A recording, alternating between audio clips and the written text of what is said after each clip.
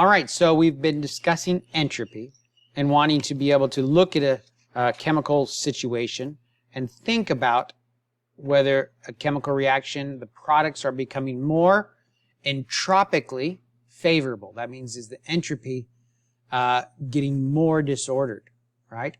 Because what is more favorable? A reaction that has a positive delta S or a reaction that has a negative delta S? What is more favorable? What kind of a reaction is more naturally favorable, more naturally spontaneous? I don't know. How would you know that?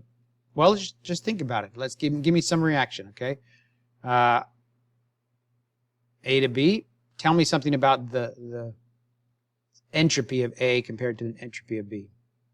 I don't know. How do we know? Well, we don't know. We're just trying to choose an example. So if this is, we chose some numbers last time. I'm just going to choose 20. If S equals 20 here and S equals 50 there, right? What does that mean about the entropic nature of this reaction? Have we gone to a state that's more naturally entropically favorable? I guess so, because we said that S equals 0 if it's perfectly ordered at 0 Kelvin, right? That's right. That's good. So we'll remember that perfect order is at 0, and like the Kelvin scale, you only go positive in terms of your entropy values. Now, the change in entropy can be negative, right? Because if we go, in this case, for example, products 50 minus reactants, that's a positive value. But if we went to something that was more ordered, then it would be a negative value. So you can have a negative delta S, but the absolute S values for any chemical or any situation is always going to be some positive value.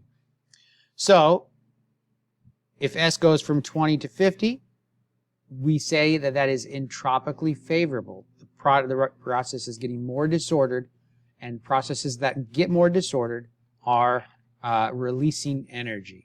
Okay, releasing energy in the form of its entropy. Okay, so for an entropically favorable reaction, your delta S is going to be a positive value.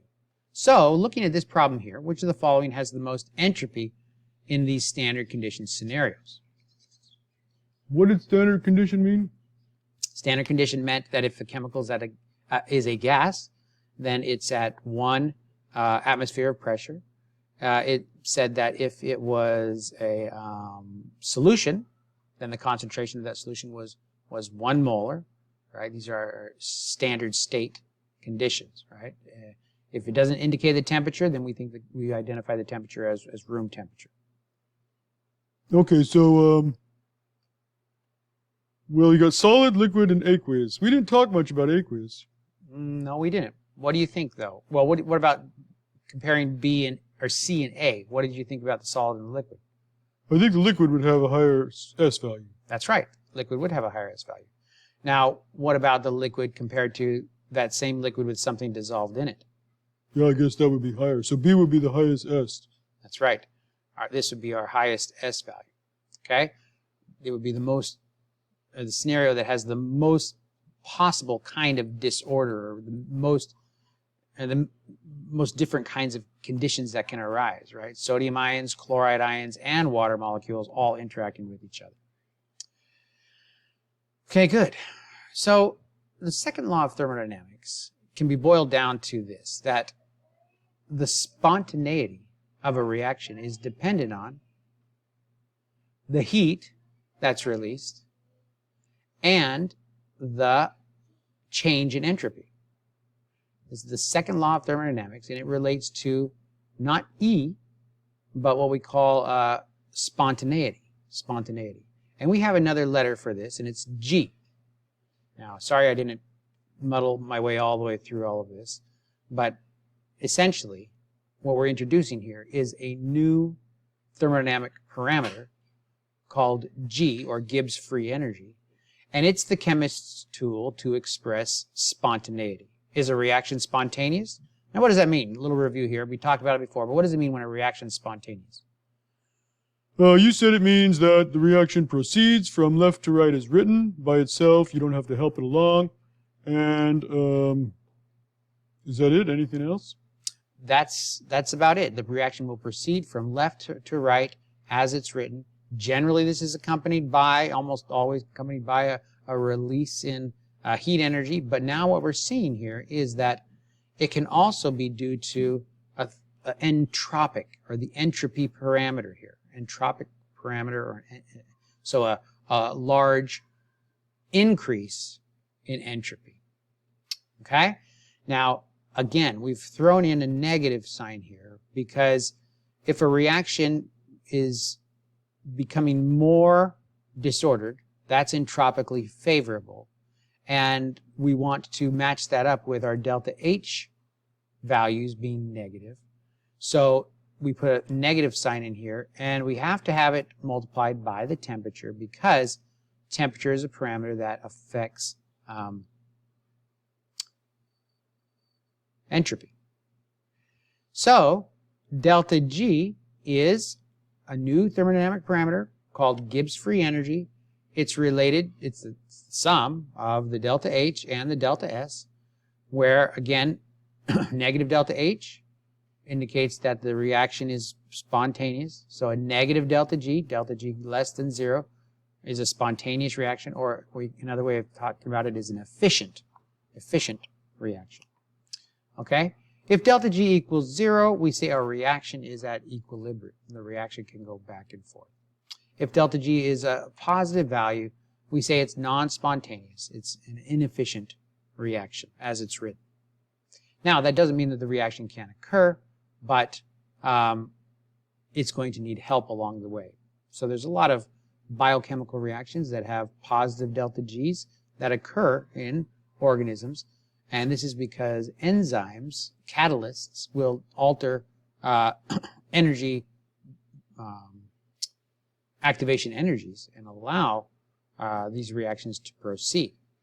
But those reactions are not spontaneous by themselves necessarily, right? So if delta G is less than 0, spontaneous. Delta G greater than 0, non-spontaneous. All right, so we can see the driving forces for the reaction as either being delta H or T delta S. All right, and we can think about this kind of pie chart here where we say if delta H is negative and delta S is positive, then at any temperature your reaction is going to have a negative delta G, or going to be spontaneous. Okay, now I'm going to write down the equation for us so that we can visualize this as we talk about it. Delta G, which is Gibbs free energy, or a parameter that chemists use to indicate spontaneity in reaction, is equal to the heat energy that is released by a chemical reaction minus the T delta S, where S is the entropic contribution to the spontaneity of a chemical reaction. If you have a negative delta G, the reaction is spontaneous. If you have a large negative delta H, that's going to help you have a large negative delta G. Do you see that? Yeah, I see that. If you have a large positive delta S with that negative sign there, that's going to help you have a large delta G, negative delta G as well. All right, because that negative value will add to that positive value made negative and create a large negative value there. So if I have, again, negative delta H, positive delta S, at all temperatures my reaction will be spontaneous. I can have a negative delta H, which contributes to spontaneity, but a positive or negative delta S, which with this negative makes it positive, which will try to fight against the negative delta H to make the delta G less negative. So if at low temperatures this delta S is not, the negative delta S is not magnified, then I can still get a spontaneous reaction. But at high temperatures, my reaction could become non-spontaneous. And you can see all these different scenarios exist. Let's just focus on this one here, and you can think about that one yourself. At all temperatures, if delta H is is positive, requiring energy, and delta S is negative, getting more ordered, this reaction will always be non-spontaneous. Okay, so the third law of thermodynamics is that, and it's kind of a simple law, but it's just the statement that a pure crystalline solid at 0 Kelvin is defined as 0 in terms of its entropy. So we have the 3 laws of thermodynamics. The first one is that energy is never created or destroyed. Energy equals energy internal and external. All the energy is neither created or destroyed. It's just a transfer of energy. The transfer of energy occurs in the form of heat or work, and that spontaneity is related to delta H and delta S, where delta S, third law of thermodynamics, or S, sorry, is 0 for 0 Kelvin and perfectly pure crystalline solid. Okay, so we can calculate delta S for this reaction if we're given S values. Is this delta S for this reaction going to be positive or negative? Positive. Is the reaction becoming more thermodynamically favorable or less? More. That's right, and that should be consistent with a positive delta S value. So 213 minus 187 gives us our S value. Now you see that this is in joules per mole Kelvin often, because the entropy contribution is usually, again, less than that of the enthalpy. Delta H is our enthalpy, and delta S is our entropy. Okay, one more here. 40 plus 213.7 minus 92.4. That's right. Very good. This is joules per mole Kelvin. So if I did have coefficients in here, I would have to multiply those values just like I did for the delta H's. All right. Okay, so now, same chemical reaction. Given the following information, what is the change in entropy for this chemical reaction at 500 Kelvin? Well, did we do what we did before? We do. We take our values of S for our reactants, our products, right? We use the 2 there, and we also have to include our 500 Kelvin, right? So we're going to find out how many joules of energy per mole of material, products minus reactants, and then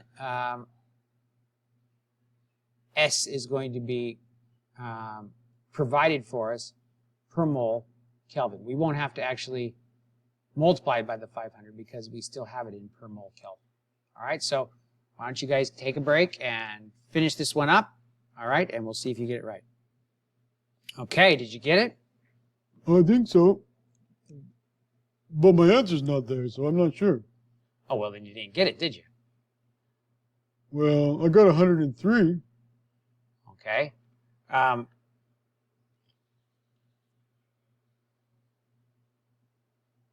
Did you pay attention to this right here? What's that? Well, notice how there's 2 lines for liquid water and gaseous water. Oh, no, I didn't. I'm not sure. I think I used the gaseous one. That's what we're supposed to use, right? Yeah. I'm not sure if that's what you did wrong. Did you get a negative value or a positive value? I got a negative value. Negative value, so you had less entropy on this side compared to this side. Yeah. So a lower entropy value. Okay, well, it was 122.1, negative 122.1. So take your time and go back and practice that one to make sure you got it right. Okay. Okay, good. So we're learning about delta H and now about entropy and how we can identify the change in entropy, similar as the change in delta H, right? Yep.